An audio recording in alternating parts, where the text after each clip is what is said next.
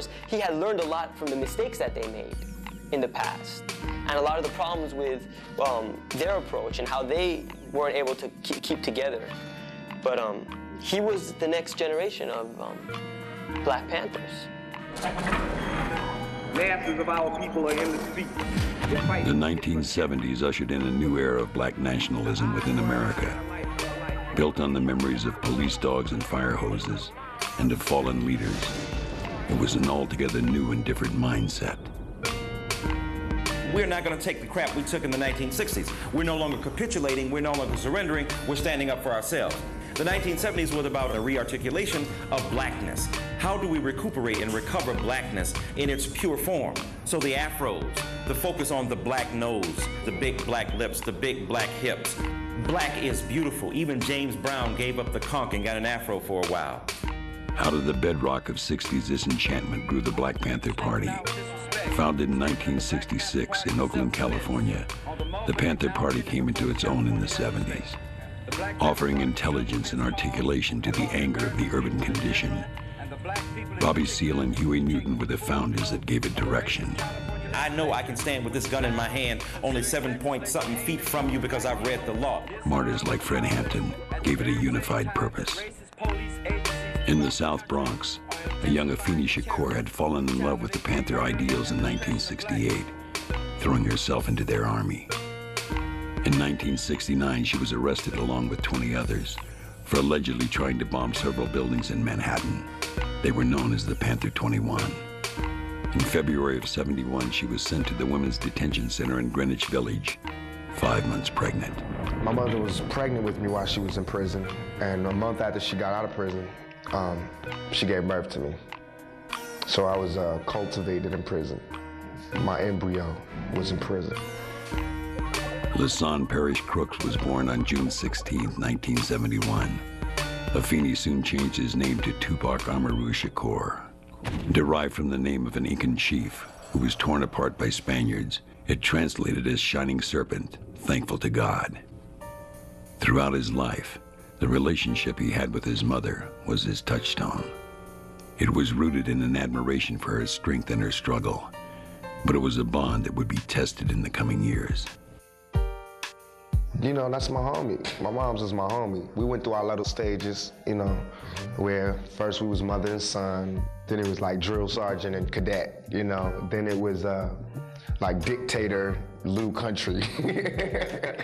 Then after I moved out and I was on my own, came back and was like some prodigal son type of thing, where now, you know, she respects me as a man, I respect her as a mother for all the things, all the sacrifices she made, so she's really my friend.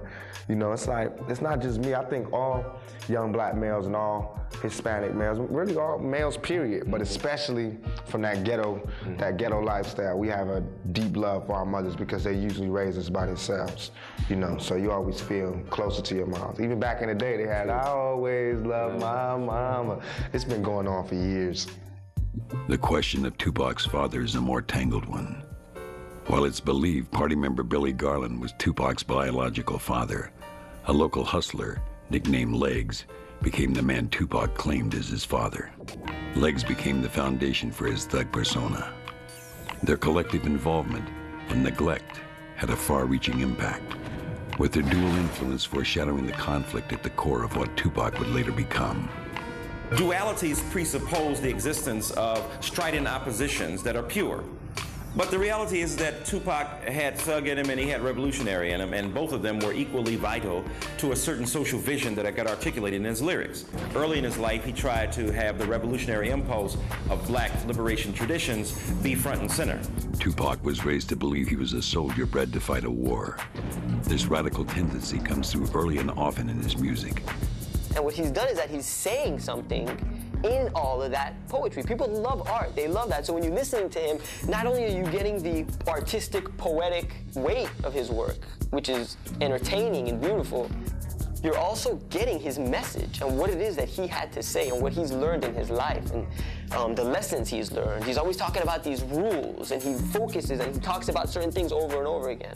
Then the reality is he began to identify with the hustler, with the thug, the person who had to use his or her wits to survive in the street. Thug life is always going to be real to me, and it still is real to me. The thug mentality Tupac clung to late in his life was an acknowledgement of where he was from, but it also became his prison, one that hip-hop holds many of its artists in. The worse it gets, the more you're loved. The media went with that bad image, and I think it was hard for him, and I think it really hurt him. I didn't create thug life. I diagnosed it. You know, just like if a doctor says, this is the AIDS virus, he didn't make AIDS, he diagnosed it. You know what I mean? He won't be held responsible for every AIDS case. You know, if anything, he's bringing you information on maybe finding a cure. I felt as though that's the same thing I did for Thug Life. Beyond the bravado and the soullessness that critics key in on, there's an inescapable poverty that defines the thug mentality. It is contempt for being poor. And it's a contempt that grew in Tupac throughout his childhood. I don't think we can romanticize away the incredible material hardship that Tupac faced.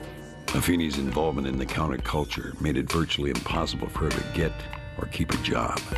At the same time, the party was beginning to unravel from internal and external forces. The message of equality and unity was quickly getting lost as it became every man for himself. They believed in all the people having power and equally sharing access to material wealth. But what Tupac saw up close was the contradiction between the ideal and the reality. The consequences of her revolutionary activity was that she couldn't get paid, she couldn't eat, she couldn't survive, and the party wasn't taking care of her. And Tupac saw that contradiction. So his thug life was an explicit critique of a revolutionary impulse that couldn't pay the bills. Ironically enough, in the 70s at the same time, there was a parallel movement among the mainstream culture toward a culture of narcissism, meism. It was about getting mine at the expense of yours. It was about a hustler gangster ethic at the heart of American capitalism. And it was only a glimpse of things to come. Bitch-ass niggas with no names, out for the fame, I'm wrong with this. Niggas never seen, niggas mortgaging our future and our children's future for the temporary convenience of the present. To continue this long trend is to guarantee tremendous social, cultural, political, and economic upheavals. Then what you get in the 80s is the political economy of crack. And the political economy of crack means that we began to have crack crimes, crack addictions. People began to organize their lives in these enclaves of urban terror called ghettos. Reaganomics, Jesse Jackson said, took from the poor and gave to the rich. Its vengeful indifference began to splinter the urban community, which bore the brunt of the early 80s recession. In 1986, Afeni and Tupac moved from New York to Baltimore, where he began to tap into the arts as an outlet and an escape. He did go to Baltimore School of Performing Arts. He learned a lot there. He immersed himself into theater and began to read voraciously, but soon found himself again transplanted, this time to Marin City, California. His family, like so many others, was breaking under the Republican regime. Afeni the activist was becoming Afeni the addict. Marin City, there's one way in and one way out.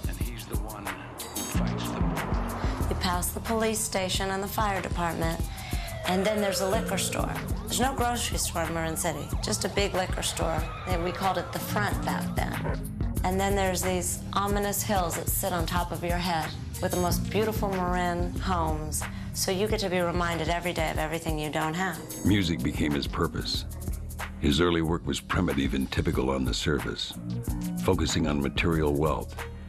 But there was also a political content in it that was lacking in most. It jumped out at the people who heard it.